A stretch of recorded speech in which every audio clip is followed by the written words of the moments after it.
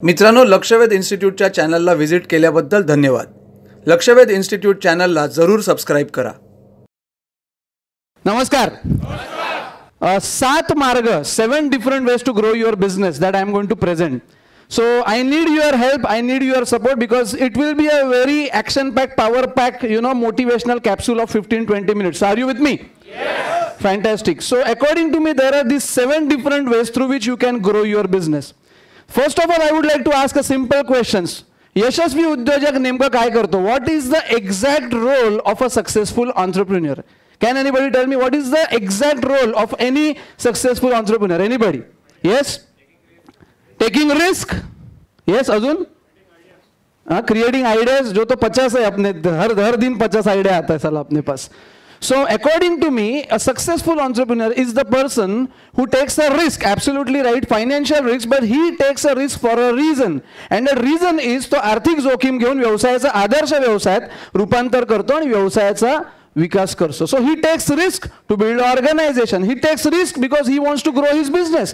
Ultimately, if you are an entrepreneur, then you have to focus on taking your business to the next level. So आज जर माझा व्यवसाय जो आहे तो 50 लाखामध्ये आहे, so तो अजून 5 करोडवर कसा काय मी घेऊन जाऊ शकतो? आज जर मी 1-2 कोटीवर आहे, तो 10 कोटीवर कसा काय घेऊन जाऊ शकतो? ह्याच्यासाठी संघटना उभारली पाहिजे, ह्याच्यासाठी मला रिस्क घेतली पाहिजे, आणि हे साध्य करण्याचा एकमेव हेतू असतो growth. So according to me, there are 7 different ways through which you can grow your business, and these are just ideas. Today I am just going to give you strategic insights. Tactical level ला, operational level ला, system level ला या implement करणं हे पूर्णपणे वेगळी गोष्ट आहे, but I am going to share the strategic insights with you.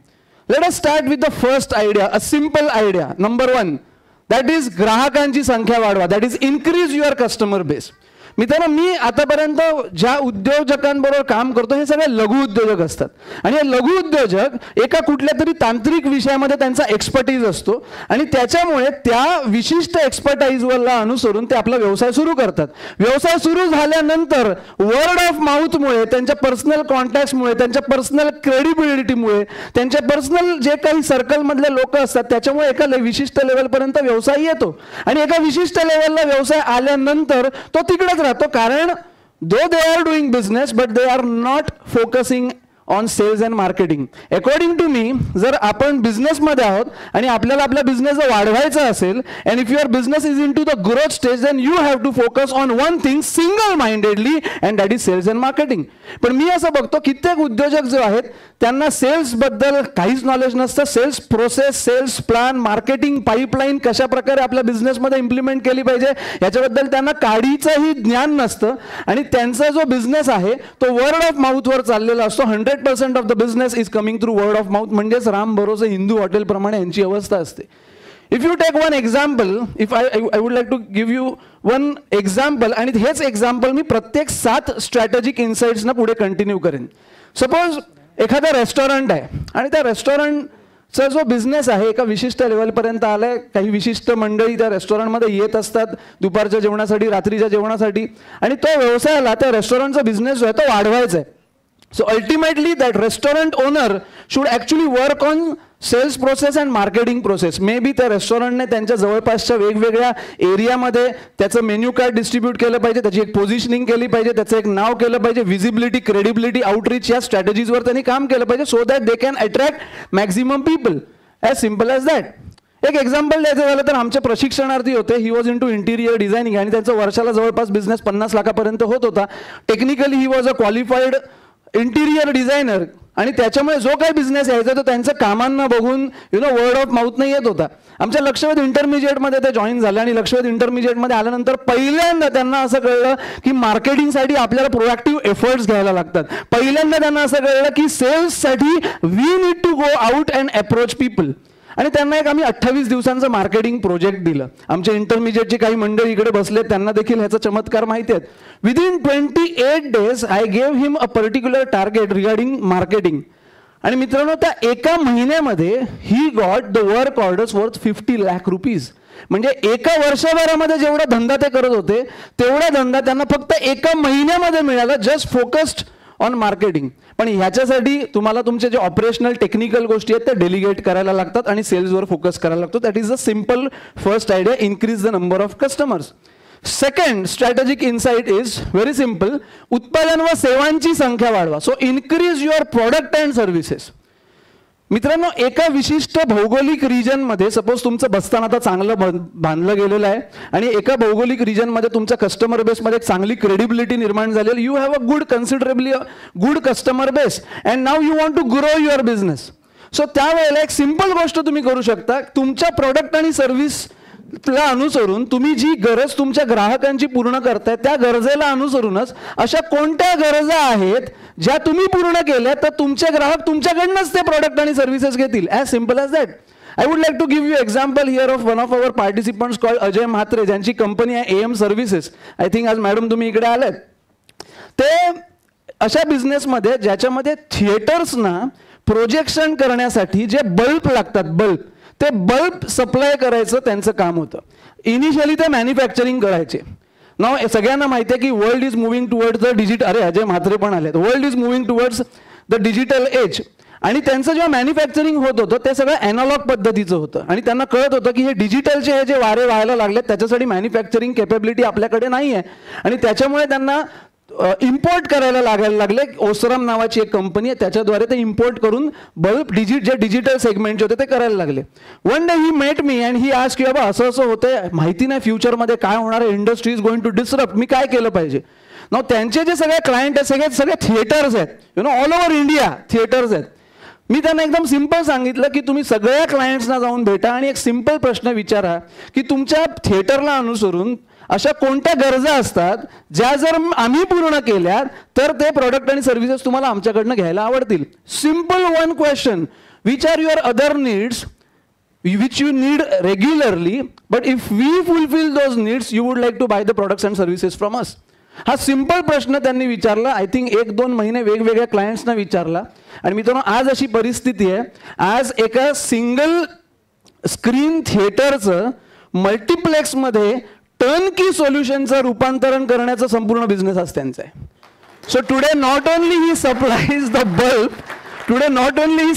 The bulb, but he actually takes an entire turnkey project to convert a single screen theater to a multiplex.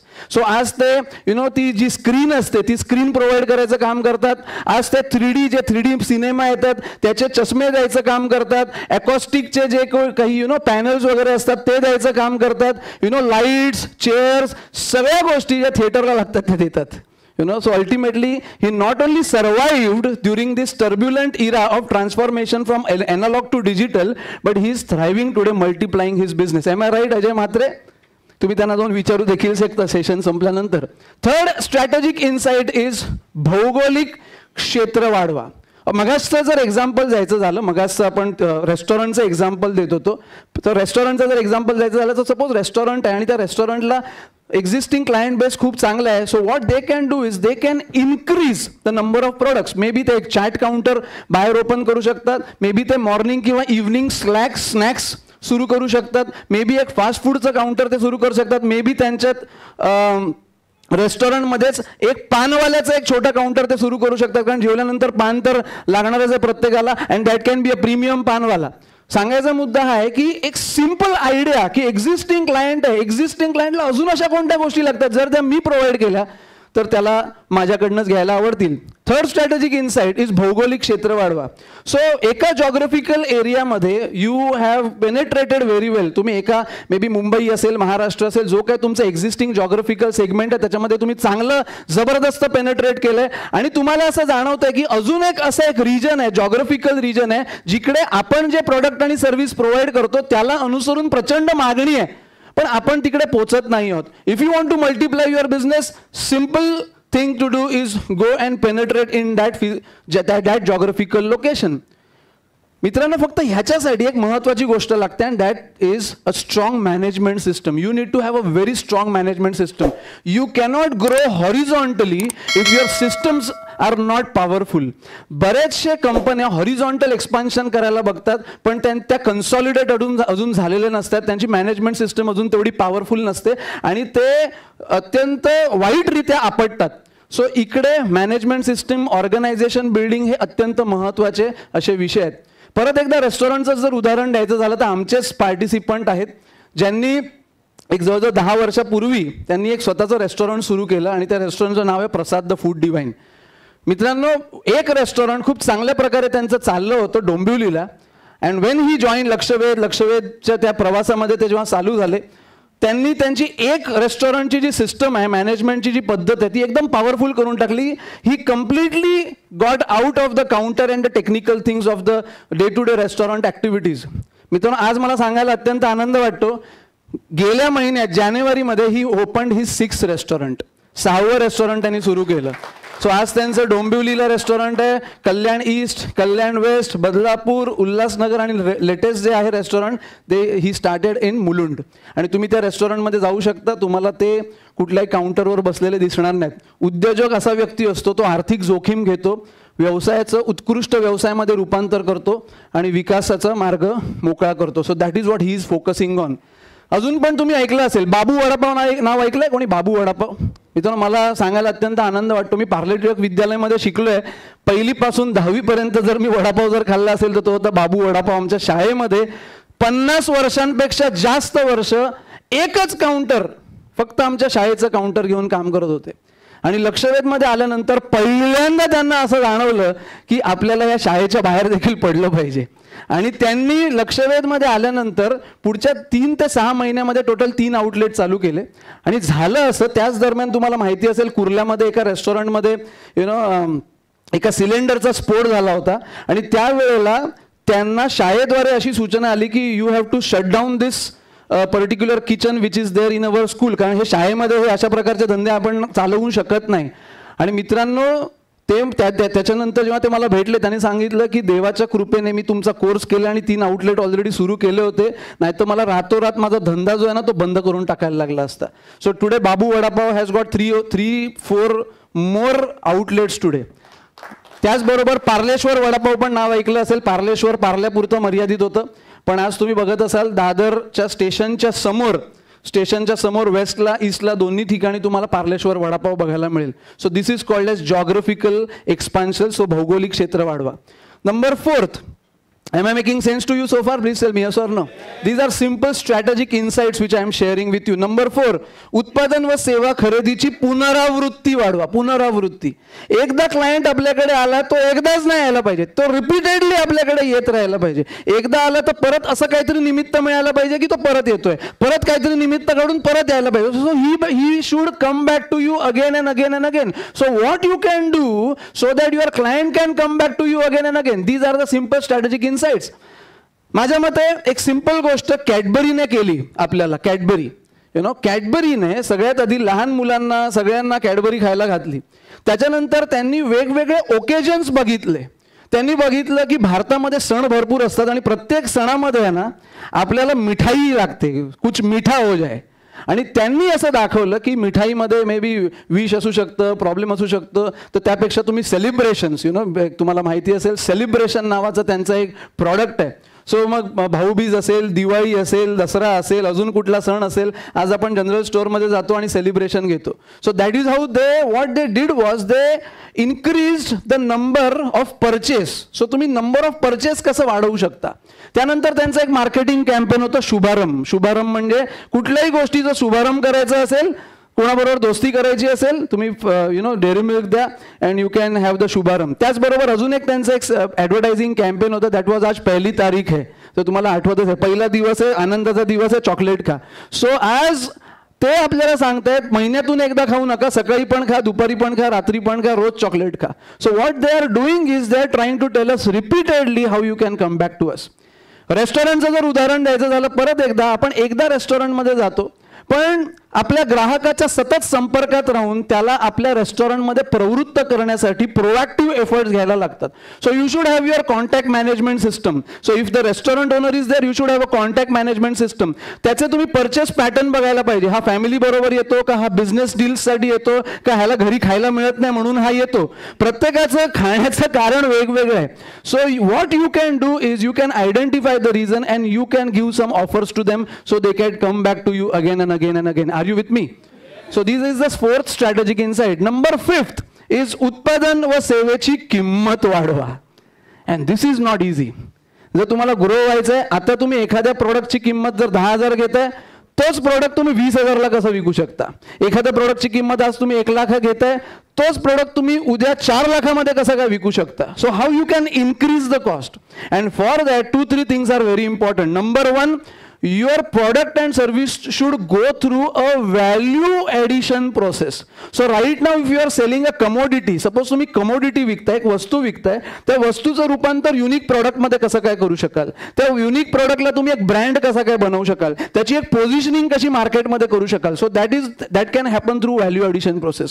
So already तुमचा प्रोडक्टचा एक USP आहे, तर त्या USP बरोबरच तुम्ही ग्राहकाला अजून त्याला पाहिजे असलेली सेवा कशी काय देऊ शकता, ज्या सेवेसाठी तो अजून जास्त पैसे तुम्हाला द्यायला तयार होईल. जो ऑलरेडी तुम्ही सेवा देताय, तर त्या सेवेबरोबर ग्राहकाबरोबर एक उत्कृष्ट स्नेहसंबंध कसे प्रस्थापित करू शकता? How you can build healthy relationship with your client so that the relationship matters to him the most and he comes back to you because of the experience which you are giving. आणि हे करत असताना मित्रांनो, जर आपल्याला आपल्या प्रॉडक्टची किंमत वाढवायची आहे, so your product should justify that price. आज इकडे आमच्या बरोबर इकडे गंगाचरण वेमूला बसलेले आहेत. ते जेव्हा आमच्या लक्षवेध इंटरमिजिएटमध्ये आले, तेव्हा जे ॲन्युअल मेंटेनन्स कॉन्ट्रॅक्टसाठी वर्षाचे जे 50,000 रुपये घ्यायचे, किती घेतो सर आता आपण सेम याचे? 1.5 लाख रुपये आता घेतात. Same client, same service, but now he is charging 1,50,000 rupees, and that doesn't mean that he is giving the same world service. He has done the value addition. आणि अशाच प्रकारे प्रॉडक्ट आणि सर्व्हिसेस मध्ये बदल घडवून आणून आपण अशा प्रकारे आपल्या प्रॉडक्टची प्राइस देखील वाढवू शकतो. Once again if you go back to the example of रेस्टॉरंटमध्ये मोस्टली माणसं जी येत आहेत ते फूडसाठी येत आहेत, जेवणासाठी येत आहेत. बट फक्त जेवण ह्याच कारणासाठी आपल्याकडे माणसं न येता ते जेवण ज्या पद्धतीने वाढलं जातं, त्याचं पॅकेजिंग जे असतं, त्याचं प्रेझेंटेशन जे असतं, ते कसं काय आपण उत्कृष्ट करू शकतो? जी माणसं आपली सेवा देत आहेत त्यांना अजून चांगले पोशाख देऊन त्यांना एकदम कडकमध्ये आपण कसं काय करू शकतो? रेस्टॉरंटचा संपूर्ण ॲम्बियन्स तो अजून सुंदर कसा काय करू शकतो? रेस्टॉरंटमध्ये आल्यानंतरचा जो अनुभव आहे, तो अनुभव अजून जबरदस्त कसा काय आपण वाढवू शकतो? रेस्टॉरंटचा जो ब्रँड आहे, रेस्टॉरंटचा जो पोझिशनिंग आहे, त्याच्याबद्दलची प्रतिमा अजून कशी काय आपण वाढवू शकतो? ह्याच्यावर जर उद्योजकाने काम केलं, तर ज्या मिसळपावसाठी तो आधी 15-20 रुपये चार्ज करायचा, तोच मिसळपाव तो 70-80 रुपयाला देखील सहजपणे विकू शकतो. मित्रांनो, आपण एक कॉफी पितो, जातो स्टारबक्समध्ये, ती कॉफी 200-250 रुपयाला असते आणि त्याच्यामध्ये कॉफीपेक्षा जास्त फेसच असतो. So you can actually add value to your product and get maximum price also. This was the 5th strategic insight. 6th strategic insight is उत्पादन व सेवा वितरणाची माध्यम वाढवा. सो ज्या चॅनल्सद्वारे, ज्या माध्यमाद्वारे आज तुम्ही तुमच्या ग्राहकांपर्यंत पोहोचतायत, त्या वेगवेगळ्या माध्यमांद्वारे तुम्ही कसं काय पोहोचू शकता? सो आधी तुम्ही डायरेक्ट ग्राहकापर्यंत पोहोचताय, सो आता अजून कुठला असं माध्यम आहे, चॅनल आहे, त्या चॅनलद्वारे तुम्ही तुमच्या ग्राहकापर्यंत पोहोचू शकता. For example, now let's again take example of restaurant. So suppose माझ्याकडे जर रेस्टॉरंट आहे, तर आता माझ्याकडे लोक येतात, बसतात आणि जेवतात. But I can start a take away, so take away माझं एक वेगळं एक चॅनल होऊ शकतं. होम डिलिव्हरी म्हणजे मी घरपोच पोहोचवतो, home delivery, that can be a different completely a channel. Plus I can start a catering services. Catering सर्व्हिसेसच्या माध्यमातून मी माझ्या ग्राहकाला त्याला पाहिजे त्या ठिकाणी मोठ्या क्वांटिटीमध्ये त्याला फूड प्रोव्हाइड करू शकतो. सो रेस्टॉरंट म्हणजे एकच झालं की इकडे येऊन लोक खात आहेत, पण I can have a take away counter, I can do free home delivery, at the same time मी केटरिंग सर्व्हिस पण प्रोव्हाइड करू शकतो. सांगायचा मुद्दा, प्रॉडक्ट सेम आहे, but you are delivering the product in different channels. आज तुम्हाला जर तुमचं प्रॉडक्ट विकायचं असेल, because of e-commerce, because of internet, social media, you can supply and deliver your product through online also. Are you with me? This was the 6th strategic insight, and 7th and the last strategic insight is नवीन ग्राहक वर्गाला उत्पादन व सेवेची विक्री करा. This is about changing the segment entirely. पूर्णपणे वेगळ्या सेगमेंटला तुम्ही कॅप्चर करा.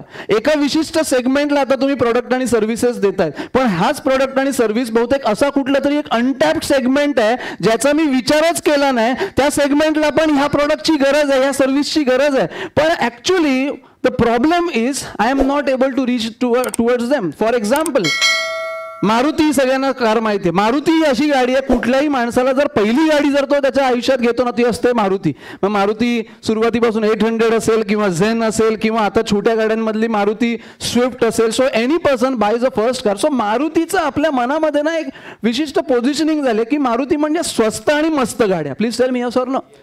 पण ऑटोमोबाईल सेगमेंटमध्ये मारुतीला असं जाणवलं की इकडे एक असा उच्चभ्रू वर्ग आहे ज्यांच्याकडे भरपूर पैसे आहेत, पण ते लोक मारुती विकत नाही घेत, कारण त्यांना असं वाटतं की मारुती म्हणजे चीप गाड्या, स्वस्त दरातल्या गाड्या. आणि त्याच्यामुळे मारुतीने एक कम्प्लिटली नवीन आउटलेट, नवीन चॅनल सुरू केलं, and that is Maruti Nexa. And Maruti Nexa is a premium segment car. So तुम्ही नॉर्मल मारुतीच्या शोरूममध्ये गेलात आणि नेक्साच्या शोरूममध्ये गेलात, you will have completely different experience. Nexa is a segment Maruti has defined for only premium clients. Are you with me? And गेल्या 2 वर्षामध्ये successfully नेक्साने स्वतःचं पदार्पण त्या सेगमेंटमध्ये केलंय. पण हेच बहुतेक सर मारुतीच्याच नावाने त्यांनी केलं असतं ना, तर बहुतेक त्यांना असा रिस्पॉन्स मिळाला नसता. Once again going back to the restaurant example. Suppose तो रेस्टॉरंटवाला आहे, त्या रेस्टॉरंटवाल्याला मे बी त्याच्या जवळच एक कुठलं तरी इंडस्ट्रीयल कॉम्प्लेक्स आहे आणि त्या इंडस्ट्रीयल कॉम्प्लेक्समध्ये भरपूर लोकांचे जेवायचे वांदे आहेत, कारण तिकडे खूप मोठा जनसमुदाय आहे आणि त्यांना रोज दुपारी जेवायला लागतंच. So why not he can start a tiffin services. So tiffin services again will be completely different segment which that particular company can get into. आज इकडे आमच्या इकडे धुरी फूड प्लाझाच्या सोनल धुरी आहेत, जे आमच्या लक्षवेध ॲडव्हान्सच्या 11व्या बॅचमध्ये आहेत. त्यांनी एक त्या दिवशी जबरदस्त गोष्ट मला सांगितली. त्यांचं जे रेस्टॉरंट आहे ते वसई ईस्टला ना की वेस्टला वसई वेस्टला स्टेशनच्या एकदम बाजूला लागूनच आहे आणि बऱ्यापैकी त्या एरियामध्ये पॉप्युलर आहे वर्षानुवर्ष.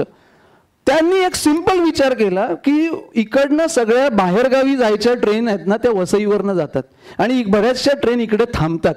आणि त्या लोकांना जे इकडनं ते प्रवासी जे असतात ना, त्यांना त्या ट्रेनचं जेवण नको असतं, ट्रेनचं खाणं त्यांना नको असतं.